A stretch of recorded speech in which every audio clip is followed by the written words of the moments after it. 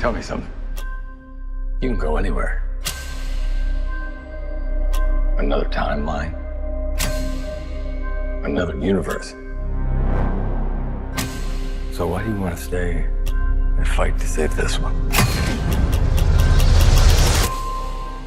Because this is the world where my mom lives. I'm not gonna lose her again. Hey everyone, welcome to the channel. This is 5x5 and I'm Simo. If you haven't already, grab your fave bevy, a seat, and let's get into it. Alright, we need to talk about The Flash. This is a full spoiler review. I am absolutely going to talk about all the things that will ruin the surprises in this movie. So if you haven't seen the movie and don't want it spoiled, this isn't the video for you. Turn away now. Alright, so right off the top, let me say I really, sincerely enjoyed this movie. I went in expecting to hate it, and I did not. It had everything going against it, and I came out having a fully, totally emotional experience and enjoying most of the movie. It has some problems, we'll get into that, but there's a lot of good things going on with this movie that I didn't expect. I really honestly thought, being that I hated Barry Allen's characterization and interpretation in the Snyderverse, and this is the end of the Snyderverse. So I really expected to dislike this movie, seeing as I hated every other appearance of this character in the Snyderverse. So why would I like a movie based on him? But to Ezra Miller's credit, they turned it around. They pulled it off. I do think this movie is worth watching. I did enjoy it, and I stand by what I said in my non-spoiler review. It's a solid 4 stars out of 5. It has some real problems with visual effects and stuff, and we'll get into that, and some plot issues. But beyond that, it's still a really fun movie. And what I think it does the best at is it tells an origin story for Barry, and still at the same time sends off the Snyderverse in a respectful way. There's no confusion here. They make it very clear that they don't indulge in the Snyderverse at all, and they don't leave any bits hanging for fans of the Snyderverse to be like, oh, there's a chance. There's no chance. So anyhow, let's get into the actual movie. The trailer is pretty clear about what this movie is. It doesn't hide anything in the trailer. I wouldn't say it gives away any spoilers, but there weren't really any spoilers to begin with. It's loosely based on the Flashpoint comic book, which I would argue is probably another flaw in the DNA of the movie. Not because there's a problem with the Flashpoint story. It's one of the Flash's best stories, but it's also one of the more advanced storylines that the Flash experiences in his career. It's something that the character has to be worked up to. So it's more of like a third installment of the trilogy kind of storyline. You don't start a Flash series of movies on Flashpoint. You end it on Flashpoint, or maybe the middle, right? So that the Flash has to experience this awful universe and then they come back in the third movie to resolve it. I don't know. The premise for that story is that after, years of experience being a superhero, Barry has learned through trial and error the extent of his abilities, which is something that's never been explored. They kind of jumped right into that. So right away, the movie is taking the assumption that that Barry can use his super speed to travel faster than light and therefore faster than time itself and go back in time and change history. So he more or less realizes that at the end of the Justice League, and that carries over to this. So Barry discovers that he can time travel. He tells Bruce Wayne, Batman, that he can do this and that he can save his parents and he can save Bruce's parents. And this is something I actually really liked about this movie. This movie gets Batman. This is the first time I've seen a movie actually understand Batman. I would argue that every Batman we've seen until now, with the caveat that the Batman might be an exception because the character hasn't actually evolved to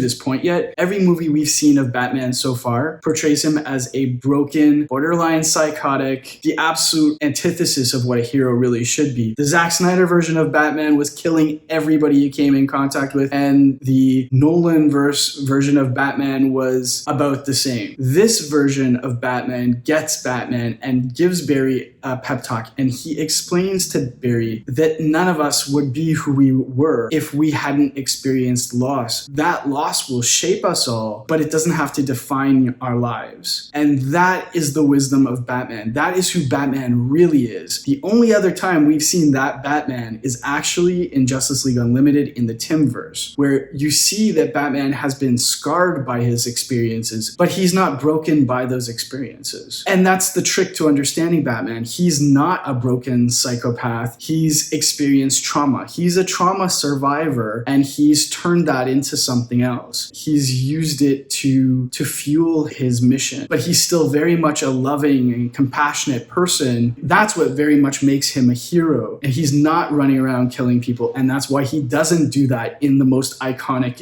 interpretations of the character. If your Batman is running around killing people, you really don't understand Batman, and your Batman is not a superhero. So here we see Batman tell Barry, hey, listen, if you go into the past and you were to change the loss of your mom, yeah, you'd save her, but at what cost? You're gonna be a totally different person. And it goes right over Barry's head. So the premise of the movie is he does use his abilities to go back in time. He saves his mom, and he's able to rejoin the timeline at a point in his life when he's 18. It's 2013, where he can rejoin his life, and his mom and dad are both alive, and they're still a big happy family. That's where the movie puts us. He meets himself, so he ends up having to team up with himself because he's now trapped in that timeline. He got kicked out of the timeline by a mysterious speedster, and he thinks he's going to just get back to his timeline and everything will be fine, but then he realizes he's changed the timeline. So if he doesn't make sure that his younger version of himself gets super speed powers, he's never going to exist. So he has to stick around long enough to make sure his younger version of himself gets his powers. And that's when General Zod from the Man of Steel movie in 2013 arrives on Earth to find Superman and kill him. And that's where everything goes wrong. Barry realizes that the world he created doesn't have superheroes. There's no one to defend the world against General Zod. They have to find Superman. It takes him a hot minute to realize there is no Superman in this timeline for some reason. So he goes looking for help. The only help he can find is Batman, and they go together to go see if they can find where they believe Superman is being kept or held by Russians in a prison, because why not? But when they get there, they find out that it's not Superman, it's Supergirl, and she helps them, and they sort of buckle up to have a big climactic fight with General Zod and his invasion. Through this fight, they realize they can't win. They keep getting killed. So Barry and younger Barry both jump out of the timeline and keep resetting it, and they keep losing and losing. And that's when Barry realizes there is no way to win. This timeline isn't going to work out. It's that simple. His only alternative at that point is to fix the timeline, to undo what he did and go back in time yet again and undo the changes that he made to the timeline, which of course means letting go of his mom, saying goodbye to her, and not interfering with the timeline. And that is his character arc. The whole movie is basically about Barry learning that he can't save everyone, and good can come from bad sometimes. It's a personal growth thing. And so he resets the timeline, and the movie ends with, you think he's learned his lesson, but he makes one little adjustment before he leaves the timeline. So instead of saving his mom, he changes the position of the can, which will help exonerate his father for his mother's murder in the future. So it doesn't change the past, it'll only change his direct present once he returns to it. And of course, he returns to it, his dad is exonerated for the murder of his mother, and he thinks it's all worked out, but then Bruce Wayne comes out of the car to congratulate him, and his version of Bruce Wayne is George Clooney. This whole movie is about Barry even acknowledging that he can't interfere with the timeline because of the consequences. But then, of course, he still changes the timeline anyway. In that final climax scene where we see Barry resetting the timeline to beat General Zod, we also see the damage that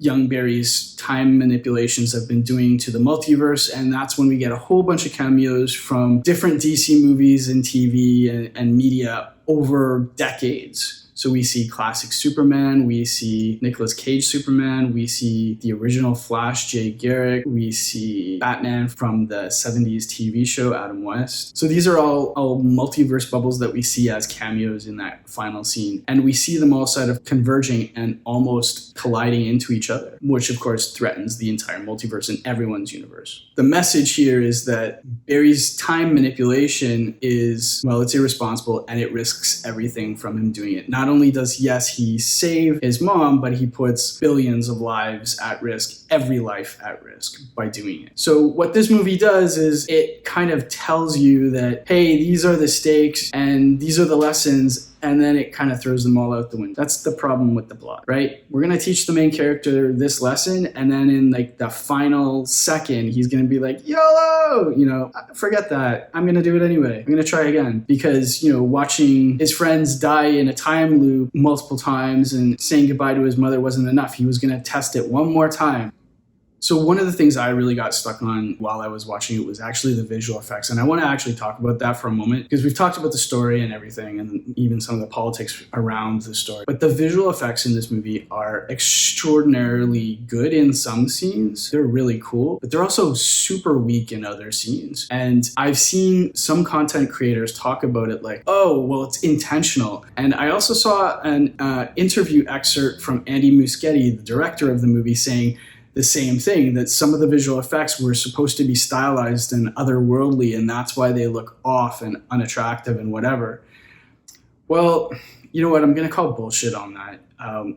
From a creative perspective and a design background, one of the first things you learn as a creative professional in any creative education is you either do it or you don't do it.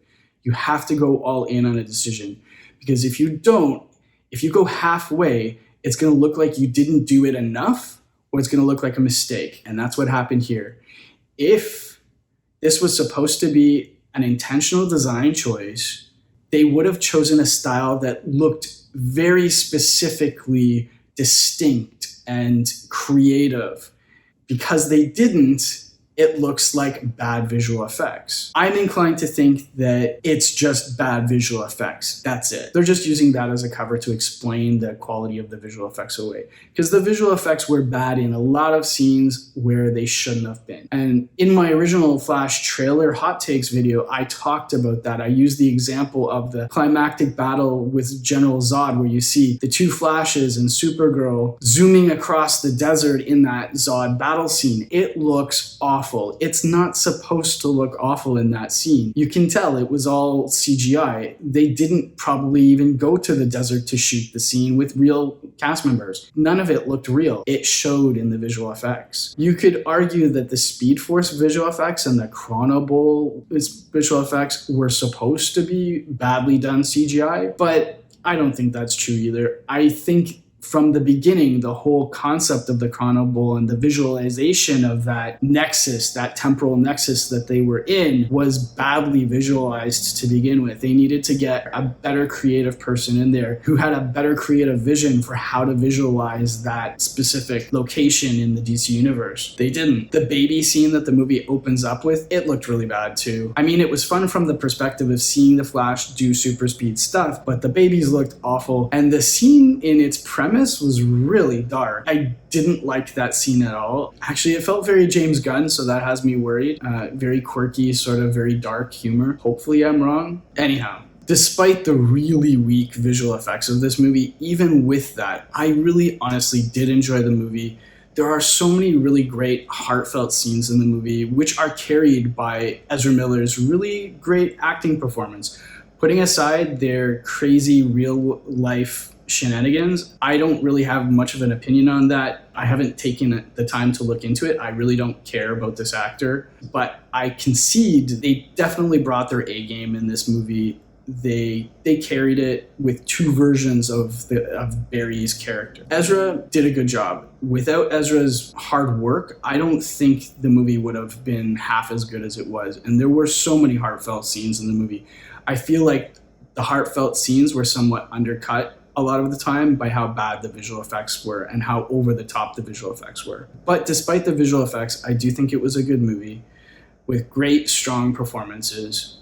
I'm okay with Ezra Miller coming back and reprising their role as Barry. If Ezra comes back, it better be a very different script, a very different tone of movie.